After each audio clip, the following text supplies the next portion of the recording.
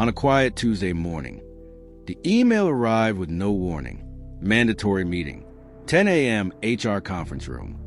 Emma Carter had worked at Halbert Technologies for 9 years. She had built their compliance department from scratch, trained managers, fixed audits no one else wanted to touch. She was the person executives called when regulators started asking uncomfortable questions. So when 2 security guards stood outside the HR conference room, she knew this was a routine. Inside, the head of HR sat stiffly beside the company's outside counsel. A folder lay on the table. Her name was printed across the tab. "We received complaints about your conduct," the lawyer began. "Several employees feel you created a hostile environment." She almost laughed. She was the one who investigated hostile environments. "What exactly am I accused of?" she asked calmly. The lawyer slid a single sheet of paper toward her. Vague bullet points. No names. No dates. No specifics. Refusal to cooperate with leadership initiatives. Disruptive questioning during executive meetings. Undermining morale. Emma understood immediately. 2 weeks earlier, she had flagged a multi-million-dollar accounting discrepancy in a subsidiary acquisition. She had documented it, escalated it, requested an independent review. The CFO had told her to let it go. Now this. "We believe it's best if you resign," HR said softly. "It will be cleaner for everyone." Or, Emma asked, "or we'll proceed with termination for cause." She felt her pulse pounding, but her voice remained steady. "I won't resign." The lawyer leaned forward. "If you fight this, it will get messy. We will defend the company aggressively." Emma looked at the folder again. It was thin, too thin. "You don't have evidence," she said. "We have enough." She stood up.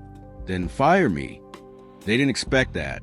3 days later, she was escorted out with a cardboard box. Her access was cut. Her company email wiped. Her name quietly removed from the website. And inside the company, leadership told a simple story. She had become difficult. She had lost alignment. But they forgot one thing. Emma had kept records. Every flag report. Every email dismissing her concerns. Every calendar invite. Every internal memo. Because compliance officers are trained to document everything. At first, she tried to move on. She updated her resume, took calls with recruiters, smiled through interviews where people asked carefully worded questions about why she left. Then an industry contact forwarded her something that changed everything.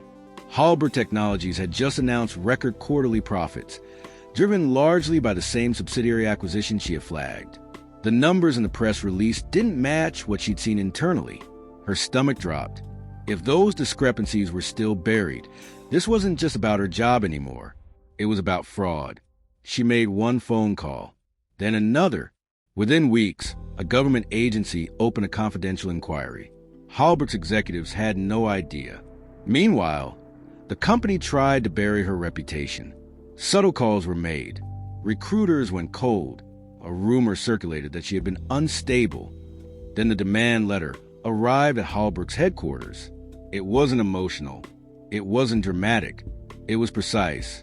Wrongful termination, retaliation, whistleblower protection violations. Attached were 173 pages of documentation, time-stamped emails, recorded meeting summaries, evidence that she had raised accounting concerns before being forced out, evidence that leadership had discussed managing her exit days after she refused to drop the issue. The board of directors saw the letter before the executive team did, and they panicked because at the same time, regulators had quietly begun requesting financial records. The two events weren't officially connected, but everyone knew. The company's stock dipped 6% in a single afternoon after news leaked that an internal investigation was underway. Investors began asking questions. Who knew? When did they know it? Why was a compliance director terminated? Emma stayed silent publicly.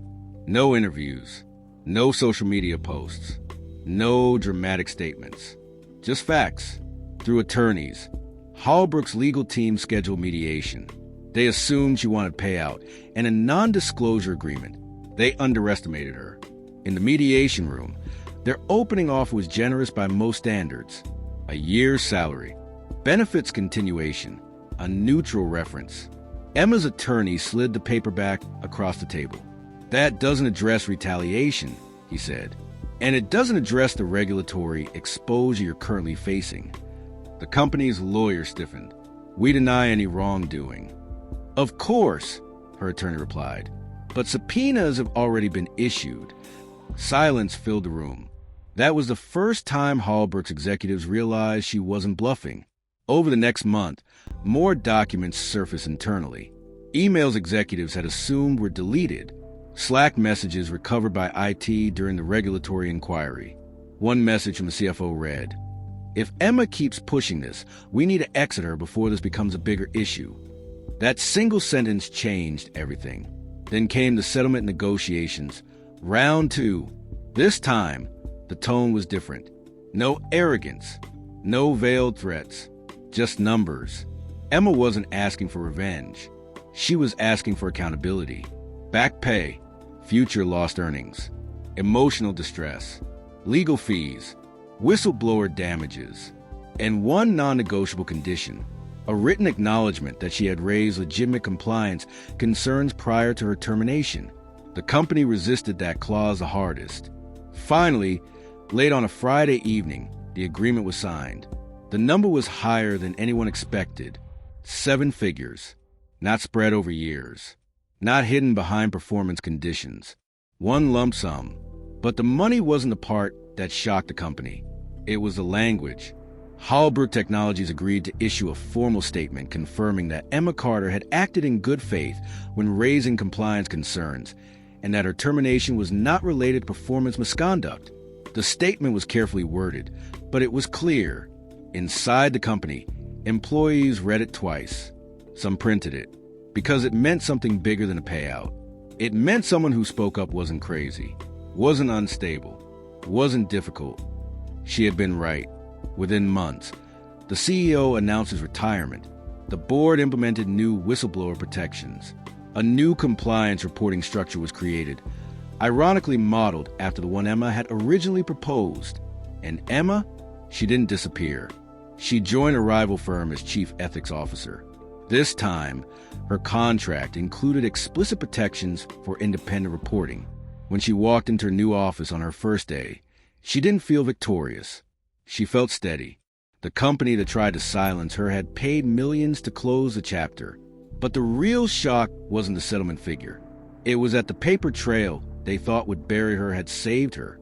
And in boardrooms everywhere, executives quietly took note, because one forced resignation had turned into a reckoning no one saw coming. Did you enjoy the story? What is your take on this story? Like and share this video. Drop your replies in the comment. Subscribe to this channel if you support truth and justice.